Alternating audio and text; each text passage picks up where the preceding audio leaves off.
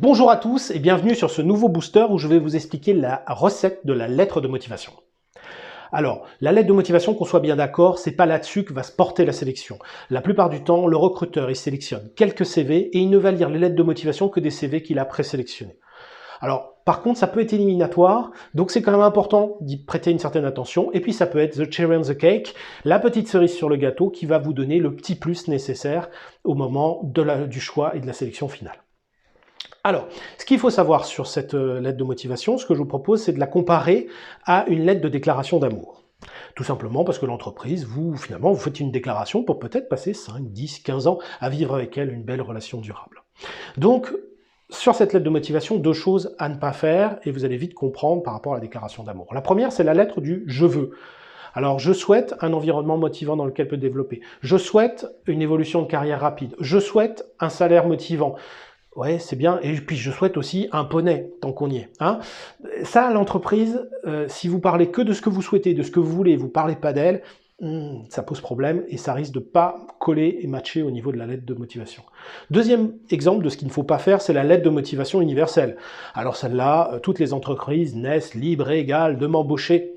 Non, ça ne marche pas. Toutes les entreprises, si vous écrivez exactement la même lettre avec les mêmes mots et la même manière, le recruteur qui va lire votre lettre de motivation va tout de suite se rendre compte que c'est une lettre universelle et qu'elle n'est pas adressée à cette entreprise et à la rigueur, il ne la lira même pas, il la jettera comme ça. Donc, pas de lettre de motivation universelle, pas de lettre je veux, je souhaite.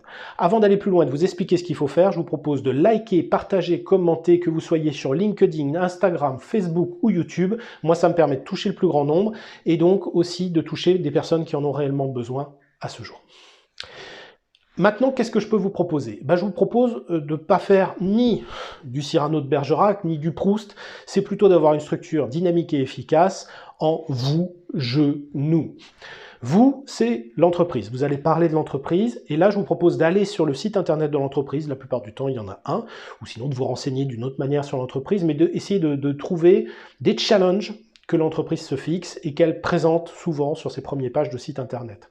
Ça peut être des challenges en développement durable, des challenges en environnement, des challenges en sociaux, ça peut être des challenges d'accès de marché, d'optimisation des coûts, peu importe, il faut que vous, ça vous parle et que ça vous parle vraiment et que ce soit là-dessus que vous commenciez votre lettre de motivation. Vous pouvez aussi parler là de valeurs qui vous parlent sur le site de l'entreprise, le courage, l'audace, la créativité, c'est des valeurs peut-être qui vous parlent et vous allez l'illustrer en disant que voilà, vous êtes renseigné sur l'entreprise et que c'est des valeurs qui vous touchent et vous touchent personnellement.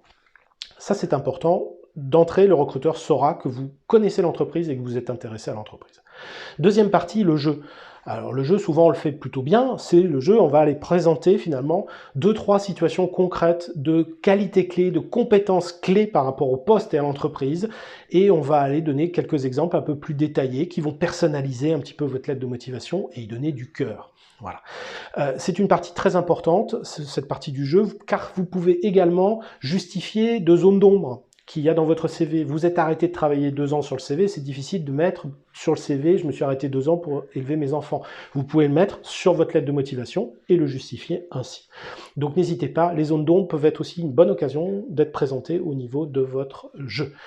Ensuite, vous avez le nous. Et alors là, le nous, c'est le jeu, le vous, et tac, il peut se passer quelque chose. Et là, on est dans la logique de la relation gagnant-gagnant.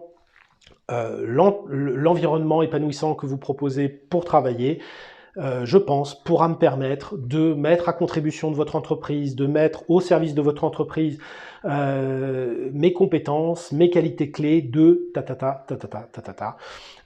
qui pourront vous apporter beaucoup à l'avenir. Voilà. Gagnant-gagnant, c'est ça que j'entends par gagnant-gagnant.